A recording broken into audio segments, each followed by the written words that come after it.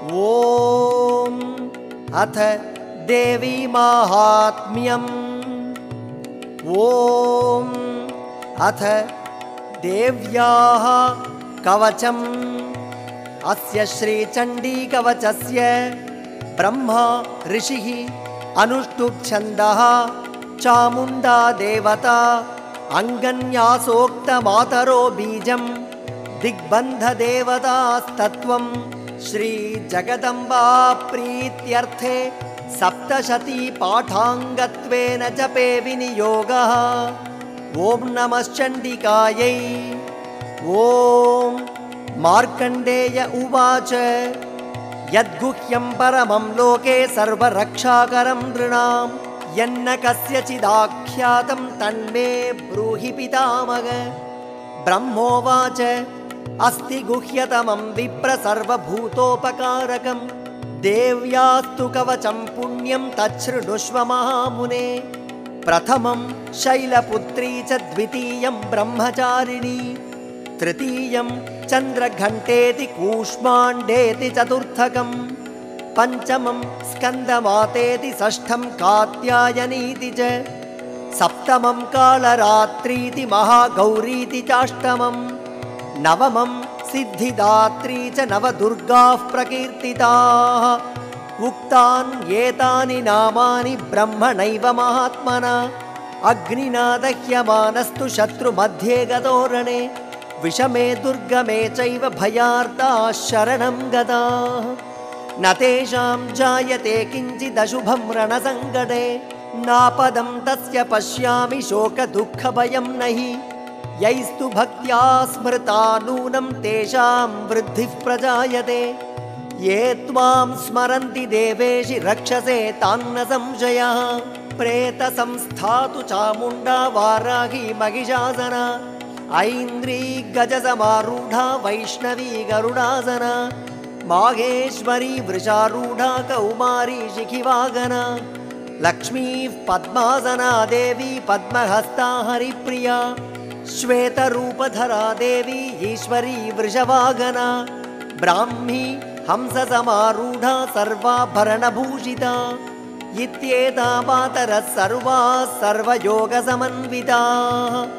नानाभरणशोभाढ्या नानारत्नोपशोभिताः। दृश्यन्ते रथमारूढा देव्यः क्रोधसमाकुलाः शङ्खं चक्रं गदां शक्तिं हलं च मुसलायुधं खेटकं तोमरं चैव परशुं पाशमेव च कुन्तायुधं त्रिशूलं च शार्ङ्गमायुधमुत्तमं दैत्यानां देहनाशाय भक्तानाम् अभयाय च धारयन्त्यायुधानीत्थं देवानां च हिताय वै।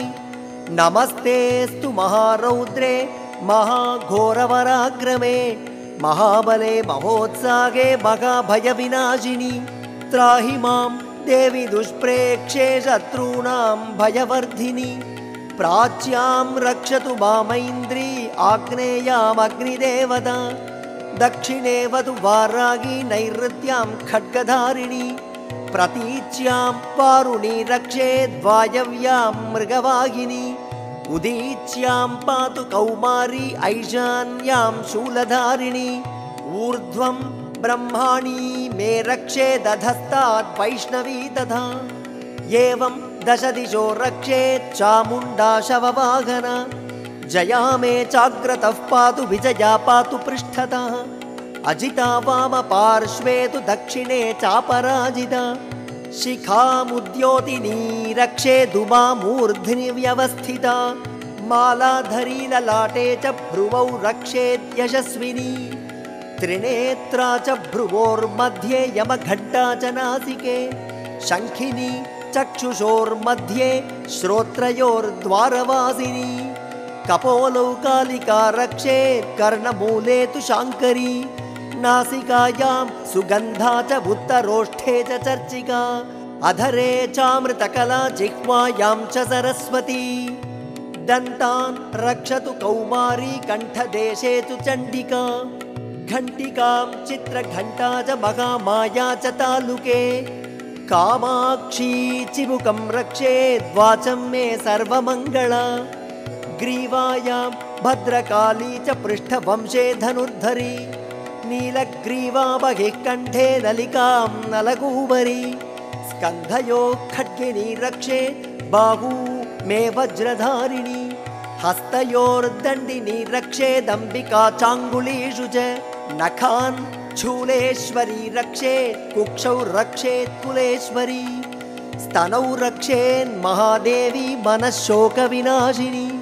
हृदये ललिता देवी ह्युदरे शूलधारिणी नाभौ च कामिनी रक्षेत् गुह्यं गुह्येश्वरी तथा पूतना कामिका मेढ्रं गुदे महिषवागिनी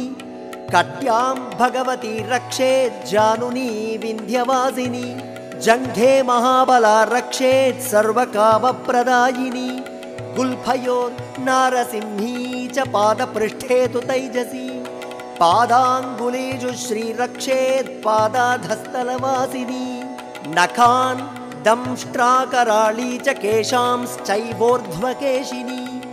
रोमकूपेषु कौबेरी त्वचं वागीश्वरी तथा रक्तमज्जावसा मांसान्यस्थिमेदांसि पार्वती अन्त्राणि कालरात्रिश्च पित्तं च मुकुटेश्वरी पद्मावती पद्मकोशे कफे चूडामणिस्तथा ज्वालामुखी नखज्वाला मभेद्या सर्वसन्धिषु शुक्रं ब्रह्माणि मे रक्षेत् छायां छत्रेश्वरी तथा अहङ्कारं मनोबुद्धिं रक्षेन्मे धर्मचारिणी प्राणापानौ तथा व्यानमुदानं च समानकं वज्रहस्ता च मे रक्षेत् प्राणं कल्याणशोभना रसे रूपे च गन्धे च शब्दे स्पर्शे च योगिनी सत्वं रजस्तमश्चैव रक्षेन्नारायणी सदा आयुरक्षतु वारागी धर्मं रक्षतु वैष्णवी यशः कीर्तिं च लक्ष्मीं च धनं विद्यां च चक्रिणी गोत्रमिन्द्राणि मे रक्षेत् पशून् मे रक्ष चण्डिके पुत्रान् रक्षेत् महालक्ष्मीर्भार्यां रक्षतु भैरवी पन्थानं सुपथा रक्षेन् मार्गं क्षेमकरी तथा राजद्वारे महालक्ष्मीर्विजया सर्वतः स्थिता रक्षाहीनं तु यत्स्थानं वर्जितं कवचेन तु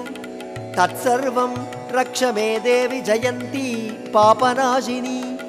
पदमेकं न गच्छेत्तु यदीच्छेच्छुभमात्मनः कवचेनावृतो नित्यं यत्र यत्रैव गच्छति तत्र तत्रार्थलाभश्च विजयः सार्वकामिकः यं यं चिन्तयते कामं तं तं प्राप्नोति निश्चितम् परमैश्वर्यमतुलं प्राप्स्यते भूतले पुमान् निर्भयो जायते मर्त्यः सङ्ग्रामेष्वपराजितः त्रैलोक्ये तु भवेत् पूज्यः कवचेनावृतः पुमान् इदं तु देव्याः कवचं देवानामपि दुर्लभम् यः पठेत् प्रयतो नित्यं त्रिसन्ध्यं श्रद्धयान्वितः दैवी कला भवेत् तस्य त्रैलोक्येष्वपराजितः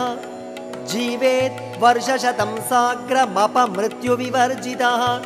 नश्यन्ति व्याधयः सर्वे लूता विस्फोटकादयः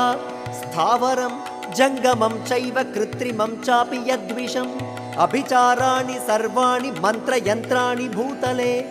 भूचरा खेचराश्चैव जलजाश्चोपदेशिकाः सहजाकुलजा माला डाकिनी शाकिनी तथा अन्तरिक्षचरा घोरा डाकिन्यश्च महाबलाः ग्रहभूतपिशाचाश्च यक्षगन्धर्वराक्षसाः ब्रह्मराक्षसवेतालाः कूष्माण्डा भैरवादयः नश्यन्ति दर्शनात् तस्य कवचे हृदि संस्थिते मानोन्नतिर्भवेत् राज्ञस्तेजो वृद्धिकरं परं यशसा वर्धते सोऽपि कीर्तिमण्डितभूतले जपेत् सप्तशतीं चण्डीं कृत्वा तु कवचं पुरा यावत् भूमण्डलं धत्ते सशैलवनकाननं तावत् तिष्ठति मेदिन्यां सन्ततिः पुत्रपौत्रिकी देहान्ते परमं स्थानं यत्सुरैरपि दुर्लभं प्राप्नोति पुरुषो नित्यं महामायाप्रसादतः लभते परमं रूपं शिवेन सह मोदते। ॐ इति देव्याः कवचं सम्पूर्णम्।